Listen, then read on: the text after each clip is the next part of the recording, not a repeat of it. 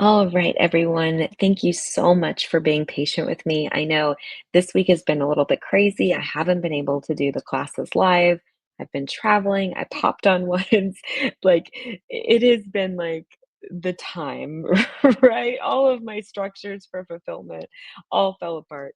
But such is life, right? And this week is all about community. So, we were really able to hopefully come together as a community in kind of this dysfunctional way. But really, this is what a community is about. It's about understanding, supporting each other.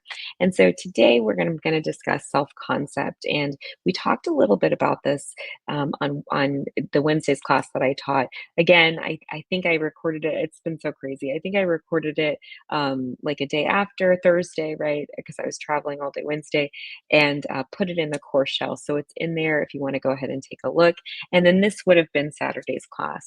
On Wednesday's class, I talked about self concept, self identity, and how that relates to your community.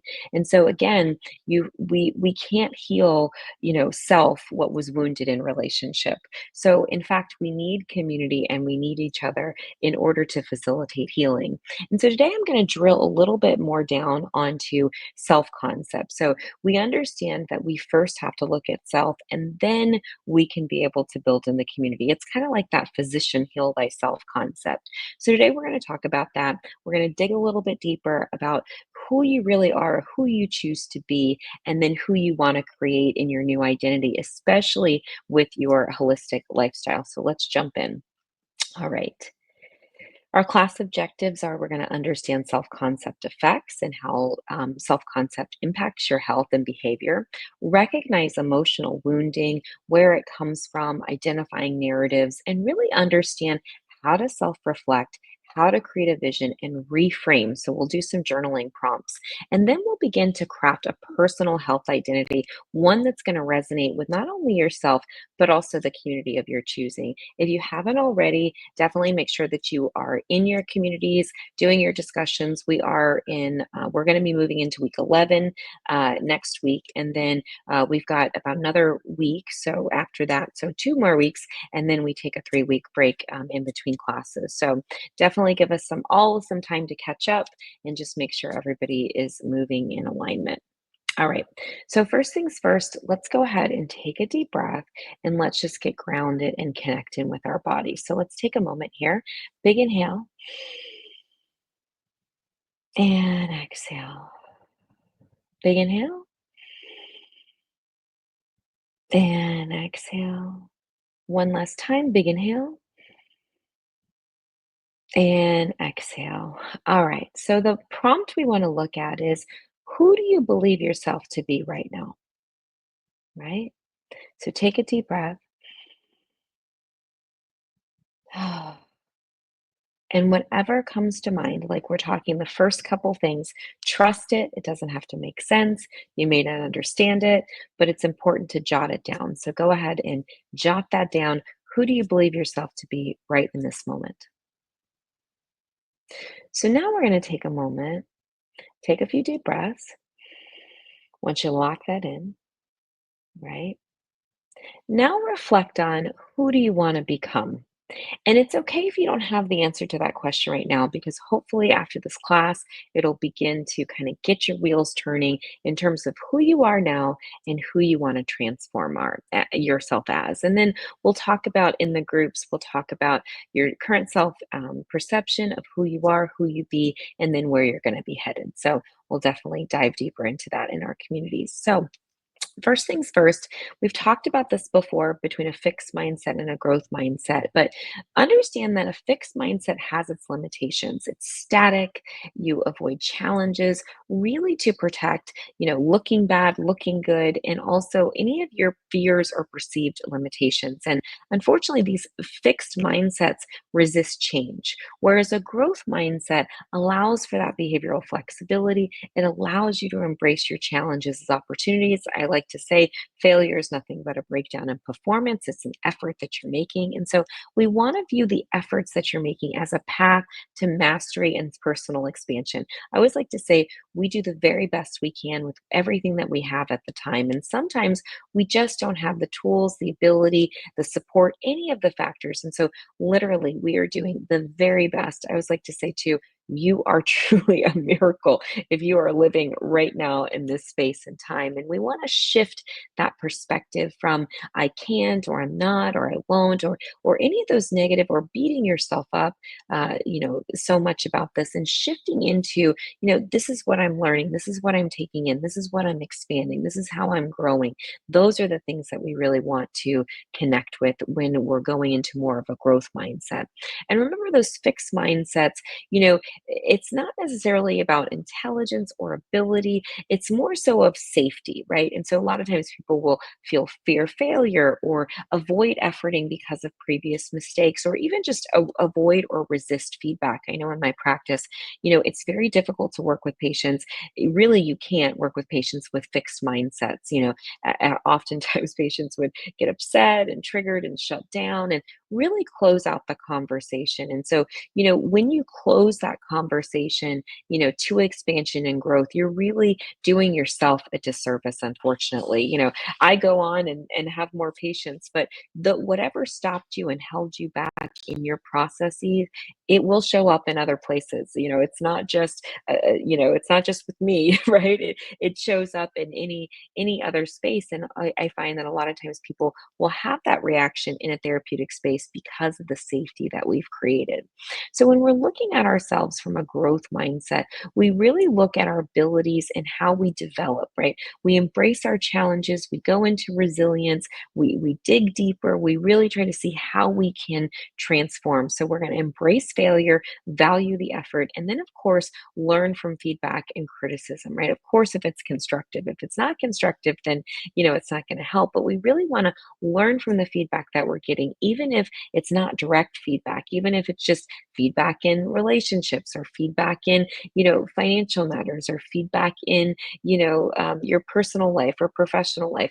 Anything that keeps showing up and keeps being persistent is really just a messenger telling you, hey, we need to deal with this and we need to look at this.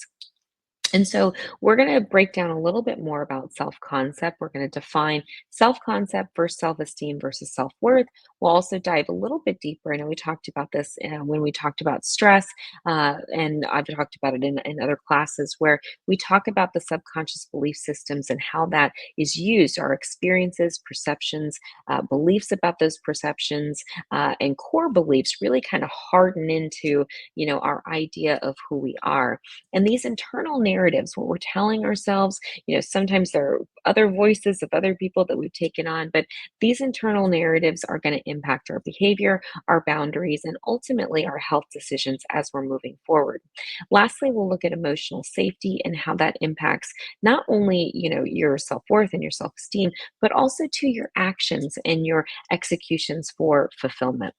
All right, so self concept. So we talked a little bit about this, but this is that overall perception about how you see yourself in the world. It shapes your behavioral choices, it influences your health decisions, and creates your internal boundaries. So let's say, you see yourself as an unhealthy person, right? You're going to perpetuate that unhealthy behavior. You're going to continue to, reach for the unhealthy food, or continue to avoid the water, or avoid the movement. And so we want to begin to shift from I'm an unhealthy, broken person into I'm a worthy, whole, and loving person, or whatever self concept you want. I just threw that out there. Now, the difference between self esteem and self worth is self esteem actually evaluates your self concept. So imagine the self esteem is overlooking your self concept, and then your self worth is your inherent value that you believe that you have. Now, this can fluctuate based off of performance, and also, too, can shift based off of feedback you're getting. But truly, your self worth truly is supposed to remain unchangeable. Naturally, you can transform your self worth, you can acknowledge your self worth, You can also devalue your self-worth, but both are going to impact your self-behavior. And so if you don't feel worthy, right, of love, acceptance, health, etc., again, very, very difficult to be able to facilitate any kind of health change.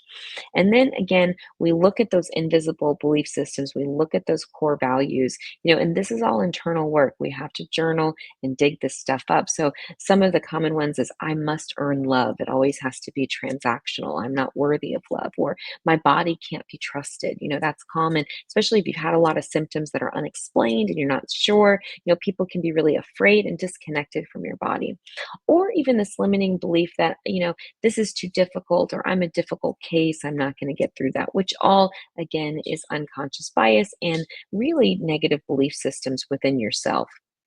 And so these internal narratives, again, the stories that we tell ourselves. So there's the story and then there's what's actually happening. So the story is all that little nuance where what's happening is more of like a movie script. So I said this, they said this, I said this. It's very literal. And sometimes when we're emotionally charged, we need to get out a piece of paper and write down just the facts, ma'am, write down just the facts and then look at all the color you put in there. So when he said this, I felt that, and when she said this, I responded like that.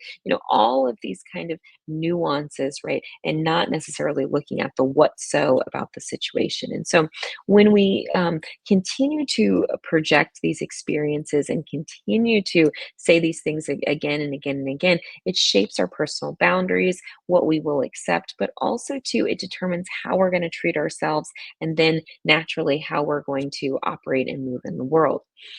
Experiencing emotional safety is number one. And so that happens when we feel supported and we fully being seen, especially when we're vulnerable. This is going to activate that parasympathetic nervous system, get that body into rest and digest, supporting the physical repair of your body and creating a space for a new identity when you feel emotionally safe. If you do not feel emotionally safe in any context, whether it is an individual relationship or even with yourself, emotional safety, it's going to be really difficult for you to transform your mental, emotional, and ultimately your identity. And so that safety to change, right, without scrutiny, without, constant, threats or constant, upheavals, that's really important too. So that because change in general is uncomfortable. So if you don't have a safe space to do that, it again makes it really impossible to be able to grow and to be able to continue to transform. Other ways that we become conditioned with our identity are self concept. Again, it's formed by all kinds of different things. One of the things that helps us to determine our self concept is family systems. That's the early messaging of our caregivers, our teachers, our friends, etc. But mostly in those family systems where their voice becomes our internal voice and then becomes the baseline of our self worth, good, bad, or indifferent. So if you've had, family members, let's say mother, dad, that did not have a good self concept or didn't have a good self worth, more than likely their conversation and their communication is going to be impressionable to you. You're going to take that in, and that's going to become your internal voice until you decide to break free. When we're small, we kind of take everything literal. We think everything is for us. And so we're filtering, really everything in. We're not necessarily sifting and sorting the information to see if it's true or not. Another thing that helps shape our identity conditioning is cultural influences. So that's societal pressures and cultural norms. We have those with like the gender binary, what being a man is. A man, doesn't cry, kind of as an instance, or a woman is highly emotional and always, not logical. These are social conditionings that aren't necessarily inherently true, but are things that are perpetuated over time that, again, create these invisible boundaries that really prevent us from being able to move forward. And so, another thing that shapes us is pivotal life experiences. And what do I mean by that? Near death experiences or, other people passing away, things that create a shock to the system. Maybe we're expecting them, maybe they weren't, getting married, getting a divorce, all of those big experiences that we have really shift the way we see ourselves and ultimately the way that we see the world. And then we unconsciously continue to reaffirm what we already know to be true unless we break free from what our internal conditioning is. It is possible, it does take work, and we will talk about it later on in this class. So again, just to reinforce, those childhood messages could be, I'm too much, or I don't matter, or I have to earn love. Those are just some examples. We'll get through some journaling exercises to get to that. And then again, we're looking at that cultural conditioning. So what we're hearing from the culture in terms of in society based off of gender, race, trauma, achievement, survival, all different sorts of social constructs that may exist or also experiences that we've had. And then we create these protective mechanisms around our identity. Now, our identity, may be a false identity, one that we've created based off of trauma. In a lot of ways, it is. And so when we look at that, we look at, okay, this is what has occurred to me, and this is how I've learned to manage it. However, I can break free from that old identity and, create someone new. And a lot of those, protective mechanisms, again, come from the emotional wounding from the past that just become encoded, looping and looping and looping again, until we decide to shift them. So now let's kind of go from this old identity to this new identity. So again, we talk about that protective identity. We talk about, how it's shaped out of fear, threat responses, and ultimately just avoiding pain or even avoiding looking bad. Vanity is very much a part of our human experience. And then we have this transitionary space where we go, okay, this is that old identity of protection, but I'm going to choose to put myself in a state of safety in order to release some of these protective paradigms. Now, what that means is your environment has to be safe, your mental, emotional state has to be safe. Obviously, your some of your Maslow's hierarchy of needs need to be protected, safety, security, all of these things. If that is not there, again, your nervous system is not going to relax enough to allow for this new identity. And then we look at really getting into our authentic self. So many times, because of trauma, because of things that have occurred to us, we put on all of these false identities. And so, as we begin to become truly aligned with our own values, our own needs, and our own wants, dependent of anyone else, right? If you're a fawner, right? And really just being true and authentic to oneself. But it takes courage because there's so many competing resistance to you truly being yourself. And eventually, as you begin to develop this authentic identity, then you can begin to evolve and grow beyond those limitations. So, cycling through and expanding your consciousness beyond what you think is actually possible. And we see a lot of that happen that 9 to 12 years old mark as you're really starting to reach. Again, we've referenced this before, your pentacle of success. So, now let's look at that reactive identity. So, if you are in more of an emotionally reactive identity, that's based off of past conditioning, but more importantly, emotional wounding. And these decisions are solely driven by fear, self protection, these I can't, I shouldn't, I won't statements. And these are all perpetuated based off of your beliefs. A lot of times with this reactive identity, it's very resistant to change because, again, it's protecting itself. It's in this survival based mode. So, anytime anyone kind of provides resistance to that, there's going to be this push pull mechanism. So, as you're working with clients, recognize that, they may get triggered, they may shut down, they may do all kinds of behaviors. I know I've been cussed out a million times in my practice just because I've hit a chord, not knowing, working through people, and them not being able to really see that this right in front of them is where they're stuck at. It can be really, really difficult. I also love to teach people how to do this work themselves. So when they're in relation with other people in the community and they're triggered, that they're able to bring themselves back to self, reparent, process, work on that emotional wounding to be able to transform.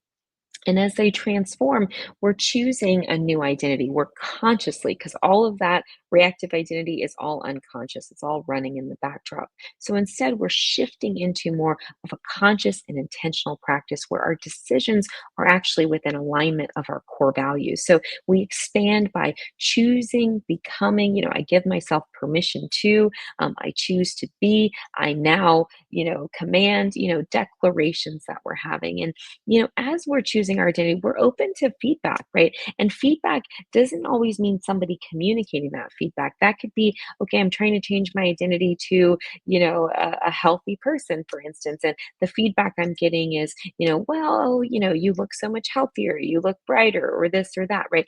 That is going to help me to know that I'm moving forward. Or if it's more constructive, go, oh, you're not looking so great, or have you drank enough water? Those are kinds of things that allow you to be conscious and grow. And then we want to just thrive in these patterns. So we want to really get into a groove of habits and action steps so that we can now live and embody our new identity. And it really is a process because a lot of us are meeting this work after years and years of dysregulation, of limiting beliefs, of resistance, of survival based thinking, all sorts of things. So it's not easy feat to recognize our patterns. That's like the first step is being self aware enough and emotionally intelligent enough to recognize our triggering. And then as we look at our triggering and we disconnect from the outside trigger, whether it's a person, place, situation, circumstance, or event, we bring ourselves back to self. We now go, what am I telling myself? What is the limiting belief here? And we start to challenge those beliefs because if we don't, those beliefs are going to become more cemented. We want to challenge those belief systems because a lot of times those beliefs aren't even ours. We've just inherited them or we've gotten them from whoever. So we want to sift and sort and really determine, okay, does this fit? Does this serve me? Does this work? Because that's the only way we're going to create new self narratives. And then lastly, we're going to embody these different responses. So as we begin to choose these new identities, we're going to be able to start to feel it and connect because that's really where the magic happens. It's not all this logical thinking of the world of psychology. It's more or less when we can take the world of psychology into our heart space, and then we can really embody that from our nervous system. So let's go ahead and stop for a few minutes and do a reflective journaling exercise. So grab your journals if you have them. And we're just going to take a few deep breaths here because remember, we need to create some emotional safety, right?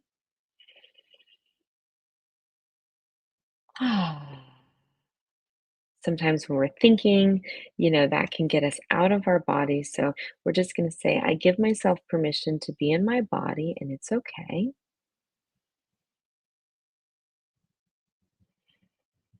Great. Now we're going to say, I give myself permission to bring up any false belief about myself and it's okay.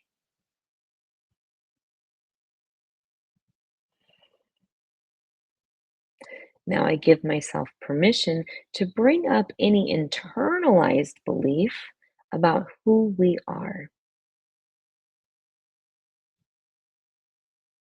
And take a breath and just take a few minutes to journal out. Just begin to write, jot down, and just it's a data dump, really easy. If everything goes blank, it's totally fine. That's just your resistance. So just breathe in it if your brain goes blank. We may do a little tapping, so you can tap on the side of your hand just to free that up. Tapping on the top of your head to free up some of that energy. Inner eye to free up some of that energy. Outer eye, underneath the eyeballs, underneath the nose, the chin, and the collarbone. And let's bring it back to that karate chop point and take a deep breath. So, if you were able to pull up some beliefs, where do those beliefs come from? Where do you remember they originate from? So I love this kind of thought process of, okay, when I have a false belief or I have a belief that I don't want, I ask myself, okay, is this ultimately true, right? Is this ultimately true that I'm unhealthy? Yes or no, right? And I may choose yes and I may choose no, right? Whatever I choose, let's say I choose yes, it's ultimately true that I'm unhealthy, cancel delete, but let's say if it was, then I go, do I want it to be true? Yes or no? And of course, you're going to say no. And so, if I don't want it to be true that I'm unhealthy, what do I want to be true instead? And then we're going to incorporate these I am statements, right? So, go ahead and close your eyes for a moment.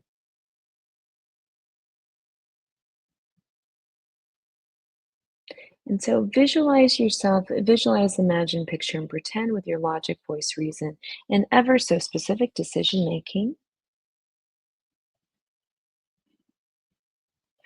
that you're already creating a new identity, a new world for yourself. And as you're doing that, who do you choose to be? Pull yourself down. Who am I? Who am I? Am I loving? Am I kind? Am I prosperous? Am I abundant? Who am I? Who do I choose to be?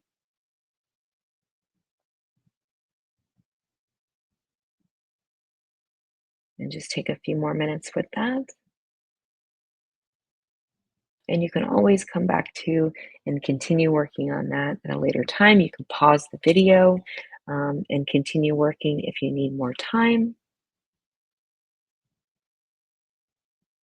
Beautiful. All right.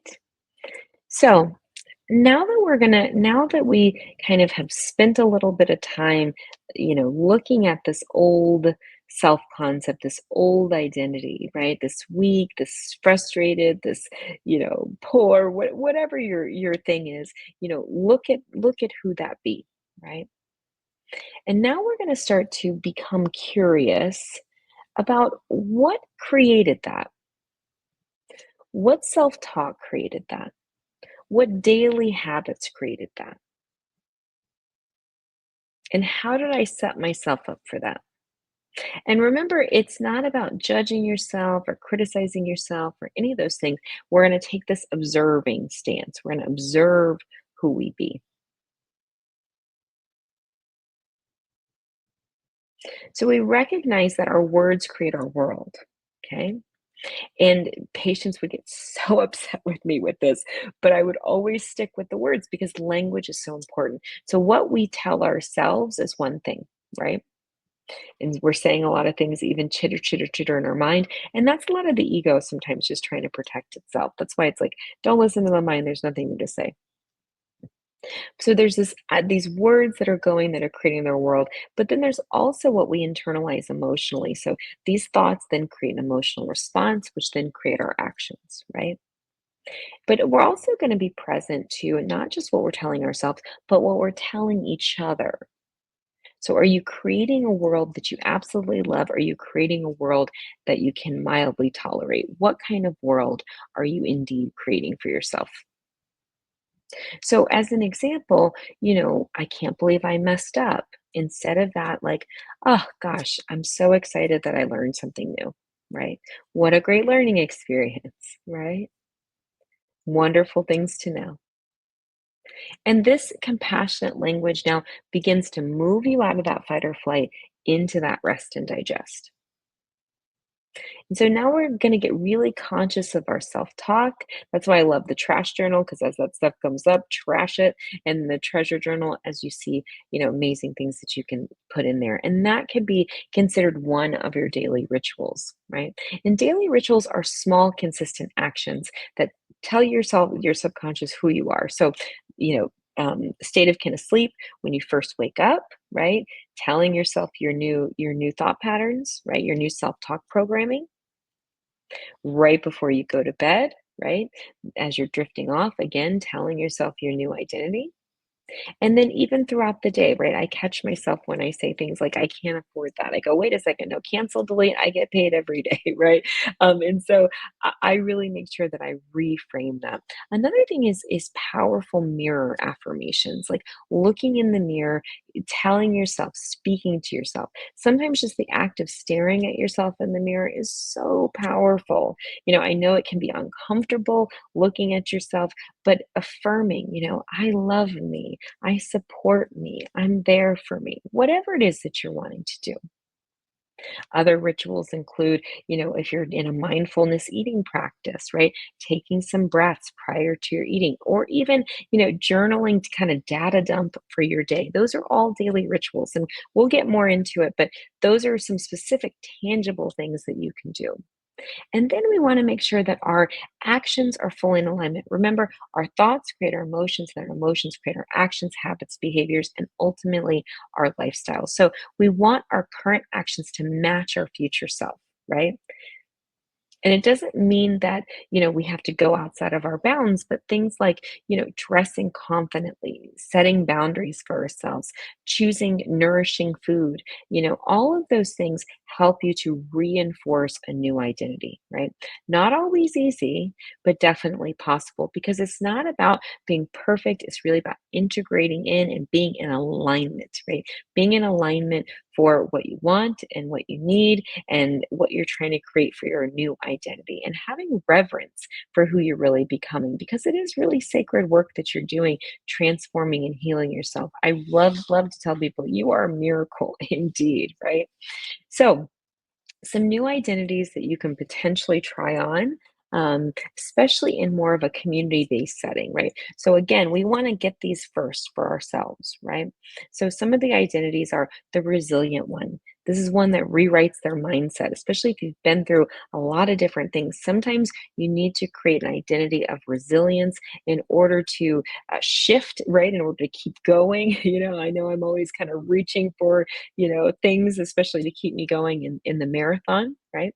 Another identity you can choose and take on is the empowered one, right? So, as an empowered individual, I speak with emotional clarity and authentic presence. I fill up the room because I'm empowered. I know who I am, I value who I am, and I'm going to expand, right? Or the identity of the visionary healer, right?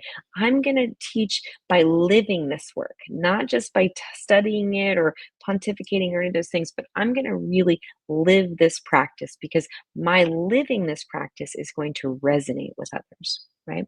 And speaking of resonate, alignment is key. And that's when you're living on purpose, you're embodying your deep core values. You've defined what those are because we don't just learn from information, we also transform who we are within a community. So, who we choose to be within ourselves, but who we choose to show up as, right? So, sometimes who we choose to be may not be the same person we choose to show up with in a community setting, right? So, one of the things you think about in your journal prompt is through this program, I'm becoming somebody who, right? Who is maybe resilient or a visionary or empowered or aligned, who it is that you choose to be. And just take a few moments with that because we're nearing the end of our 12-week course here. So at the end of that, if you go ahead and zip through, right? And now you're at week 13 and you're reflecting back. We've got those 3 weeks off, and you're reflecting back, okay, who am I? Who am I becoming? Who do I choose to be here? And if you start to get that in mind now and start, the mental, emotional, self-programming, the daily rituals, all of those things, it's going to further get you there. Some other identities that you can choose to take on in this holistic lifestyle community is the present one. That's the person who's grounded, mindful, intentional in their daily practices. Or the consistent one. Let's say you're a chronic procrastinator. So you want to show up every single day doing your rituals, practicing your self care, following through, right? That could be something that you're taking on, right? Again, that empowered person. So, person that's leading, but not just leading, what they're doing, but they're also leading with grace and clear intention, right? Because they really want to empower not only themselves, but also the people around them. And they know that if they tell people, just like kids, right? You tell kids, this is who you be, right? Of course, or this, and you're not doing it, you're in congruent. If you're telling your kids to eat healthy and you're going to McDonald's every day, that ain't gonna work. So we want to make sure that we're leading from a place of grace, but also clear intention. Again, the conscious one that is present and aware. They're not gaslighting themselves. They are aware of their emotions. They're not projecting them either. They're aware of their emotions. They're also aware of their energy and their energy stores. They know, okay, I need to keep my blood sugar in check, or I need to get more protein, or whatever. They're really responsive to that, right? And they recognize that their choices have a direct impact with how they're feeling. So your identity truly begins here, right? It begins with who you decide to be every day. And so that's why in Morning Flow, every single morning, we jump on and we create who we be, right? Every single day. And I usually choose two, three words and we kind of work through them. So we're going to continue that process every single day. All right. So we buzz through all of this information, but if you choose, right, to go on past this course into Intro 2 and become a holistic health, or you do Wellness Collective and become a holistic health coach, right, you're becoming that holistic leader who embodies the work, not just teaching it. So some of the people you can take on, the identities you can take on, are the grounded guide, right? Somebody who's calm, clear, confident in their leadership approach, right? Or the mirror, somebody that holds space for people, but first you must hold space for yourself, right? The visionary, somebody who's in alignment, their practice, purpose, service is all very intentional, right?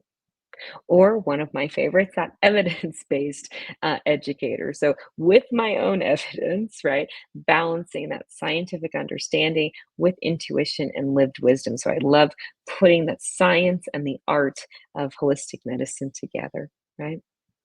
And then as you're moving through, let's say you move through the certification, who am I becoming, right? And that can be reinvented all the time, which is really exciting, right? So again, this is something that you can put all the negative beliefs that pop up, because inevitably they are, especially if you try on some of these new practices. A lot of times what will happen from there is that, there's resistance that comes up. There are, false beliefs that come up. There's false beliefs that come up, that challenge, if you're trying on somebody new, you're trying on this new identity, there are reasons why that identity is not in place. And so we must first break down those false identities, those belief systems that resist. So for instance, let's say you want to take on being a grounded person. Let's say you are anything but, right? Let's say, the challenges come up and, stress happens and this happens and that happens. All of those things are feedback, right? So instead of the world is against me kind of thing, which is very easy to feel, I know I felt that before, it's rather, okay, what is the feedback that I'm getting? Because obviously this feedback is not working for me. And so how can I turn this feedback into transformation for my new identity? So some fun things to think about, right? All right. So, action steps for this. We're going to really get our treasure journal out, right? And get our trash journal out. If there's any trash, which is all the negative belief systems, all those limiting belief systems, because again, it's not just a silo. It's not like, oh, just happy thoughts, right? That's called toxic positivity. We don't want that. Instead, as we begin to bring in these new identities, everything that is not in alignment, right? It's like so magical, right? As soon as you decide something, right? What do they say? You make plans and God laughs kind of thing. So it's the same thing. You decide who you be, right? And then all of a sudden, bam, right? Things happen, right? This happens, that goes wrong, this resistance happens, that door closes, etc. Because all these false beliefs are coming up to be challenged, sifted, and sorted, because you get to decide, is this going to work? Are you going to keep this identity? Are you going to keep this belief system? Or are you going to do, the big girl, big boy work and do the hard work to be able to transform? And so one of the things I encourage you this week is to write a paragraph about the vision of who you're becoming, right? And you may not know this right off the bat, but begin to put a pen to a paper and take some time, especially over the next few weeks, to really figure that out. And then naturally share your reflections in the community. There's a discussion, there's a little discussion brick in there. Feel free to write in that. And again, when we take our 3-week kind of break, we'll kind of get settled with all of our discussions. The last thing I want to present to you is our wellness collectives. These are also little containers, 4-week containers that you can get deeper into. So as you begin to go, okay, so these limiting beliefs are coming up, but I don't have these new tools. I don't have these new skills. I don't know what to do, and so that's where these wellness collectives have really come in. So let me go ahead and show you what I have been working on so feverishly. So these are our wellness collectives. Right now, you probably won't see them. You'll only see our uh, the let me see, hold on. You'll probably only see when you log in. You may see this holistic health coaching certification, this intro to holistic medicine one, and then we have our intro to holistic medicine two, right? However, we have a lot of these collectives that we're building out. So I'll just kind of go through them. So, how to build a holistic business naturally, it's pretty self explanatory. That's for people who want to build a sustainable holistic health model. I've done that successfully for many, many years. And so, that collective, it's a 4-week collective of how to build a strong holistic business. The New Patient Orientation Collective is for people interested in becoming a new patient of the practice of mine. And so it goes over kind of what you need to know, what's so about being a new patient. Intro to Holistic Medicine 2, which is going to come up shortly. It's a 12-week course that is focused mainly on detoxification. Still, we'll use subjective, which is a questionnaire. We'll work on that. I think we're going to use a detox questionnaire. And then we use objective data. In this one, we'll do bowel transit time as well as urinary pH and work on that.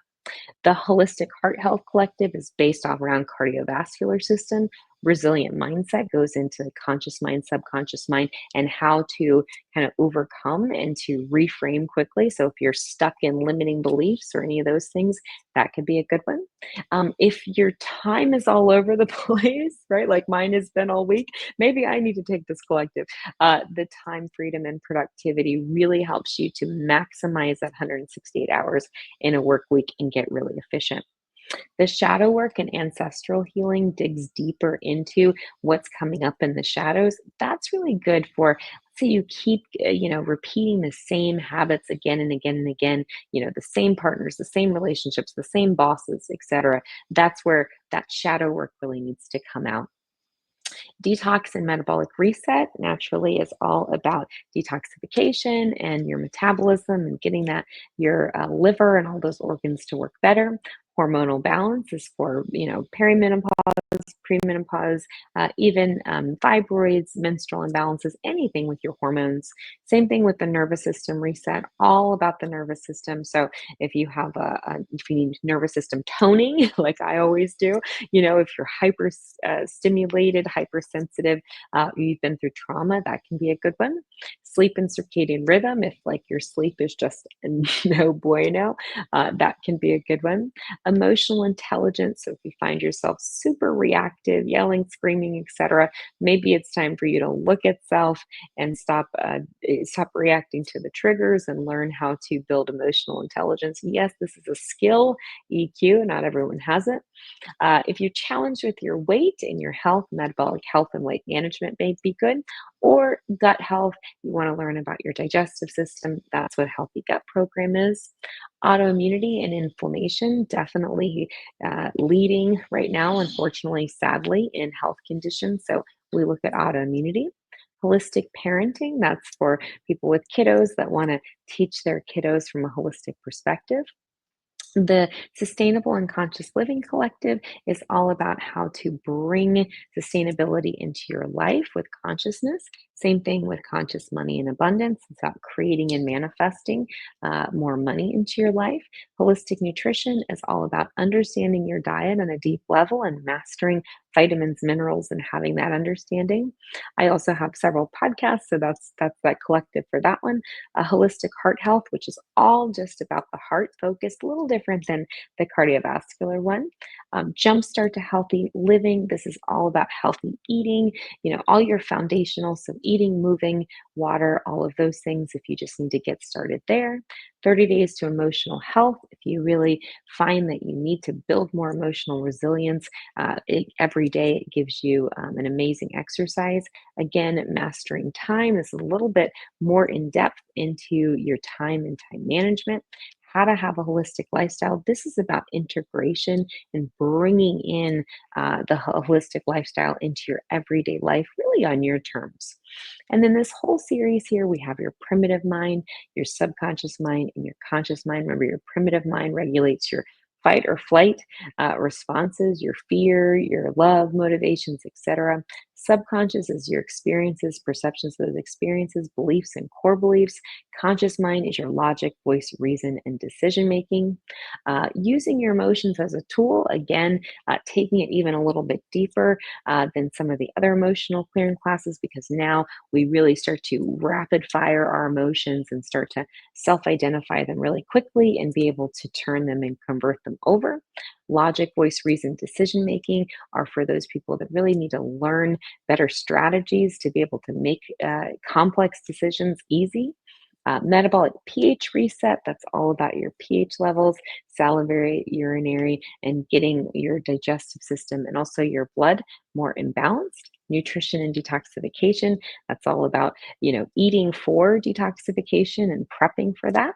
Family nutrition is how to incorporate when you've got several people on several different diets, how to create more functional systems. Feng Shui, I'm trained in classical Feng Shui, so we do one on Feng Shui and holistic home design. Decolonizing your healthcare is all about really that bridge and understanding how to advocate for yourself in the healthcare system. And again, really transition more into a holistic lifestyle. Family constellation and ancestral healing, I love that. Very deep in terms of how to heal yourself from ancestral trauma. Spiritual health and connection connects you to higher self. It connects you to really being more intuitive and really following your intuition and manifesting the life of your dreams. Pure Black really gets deeper into the challenges that we face as Black Americans or Black people across the diaspora, not just in America, and the different challenges and the unpacking and the deconstruction around anti Blackness. Holistic health data mastery is more for someone going into a holistic health coaching cohort and gets more into data and how we can use data. Same thing with a remote patient monitoring. That also helps you how to use remote patient monitoring on a day-to-day basis. And then health coaching skills practice building. That's if you really want to learn more about motivational interviewing and how to take a really good consult and then, of course, build a practice that's really effective and gets results. And then lastly, holistic health sciences foundation. This goes over the pyramid of physical, environmental, mental, emotional, spiritual, as well as ancestral, and all the different components that we do that. So, as you can see, we have a large assortment of various different collectives. And those are 4-week classes that we've designed. So I'll be working on the syllabuses for that while we have our time off, and then people will be able to sign up for those classes. Again, those are self-paced. I will be teaching them depending on how we get them. All set schedules and things like that as we get interest. So I'll be working on the syllabuses over the next couple weeks and getting those in there so you can take a look. So I gave you a little bit of sneak peek into them, and then we talked about them before. But I know it's a lot of information, but we'll be releasing them kind of a little bit at a time, and with a goal by the end of the year, all those classes being offered in the lower level. Okay, so those are some of your selections. So as you're thinking more about who you choose to be, right? Think about some of those limiting beliefs and what's coming up recurrent in your trash journal, and what limiting beliefs do you want to reframe? Are you constantly in a time conversation? Are you in a money conversation? Are you in a parenting conversation? Are you in an emotional conversation? What is it that you're speaking? Because remember, your words are really powerful. So if you're continuing to speak into existence a world that you don't want, you're victimizing yourself. So we want to learn, greater skills, and that's what those collectives are. Really, those collectives came out of years in family practice, working with patients and going, hey, there's only one one of me, there's thousands of y'all. Let me put what I know into this digital format so that you can learn it at your leisure and build those skills. So it's really became more of an extension of myself. These classes also have the Holistic Life app as a companion, so you can always ask questions as you're going along and really get the support that you need through the app. So, again, lots of different options like holistic nutrition mastery, where we look at the relationship with food and you understand practically what you need to do. Emotional intelligence, so important, especially in this day and age. Holistic parenting, which eventually we'll get into prenatal as well. And then for those people, again, that want to build a holistic practice, we also have that collective too. All right, so we've gotten to the end of our course today. Thank you so much for being so patient with me. I just want to ask you, as we're building consciousness, what part of this particular class stood out to you? And just know you are not who you've been, you are who you choose to be. So that's why I love to recreate myself every single day. Every day is a fresh start, a clean slate. There's nothing written anywhere on any big chalkboard in the sky saying that who you are today has to be who you are for the future. You really get to choose who you choose to be. So, thank you guys so much for attending this class today. I know that, it's not ideal. I definitely wasn't planning on not teaching live this week, but with travel and just everything going on, this has been a much better format for me. So, thank you guys so much for your patience. Next week, I will be back on live. Yeah, and I'll also be doing some other classes too, just not classes, but more so just info sessions, just to know that you guys know that I'm here and I haven't dropped off the face of the planet. Just life is lifing this last week of travel. And, I'm a very balanced person, right? That's the identity that I choose to be. So when there's a lot of chaos, and just in terms of not being settled, my nervous system goes through a lot. And so, it takes a lot of energy, more energy than when I'm, in my little you know, St. Lucia bubble. So awesome. Well, if you guys have any questions about this class, do let me know. Otherwise, I will see you guys next week, which is literally right now. So we will get into week 11, which is all about integrating patient education. We're going to talk more about how we can use our patient education as a tool to integrate more of a holistic practice into not only our lifestyles, but also our patients. So thank you so much for attending and have an amazing, amazing day, whatever time of day that you're watching this.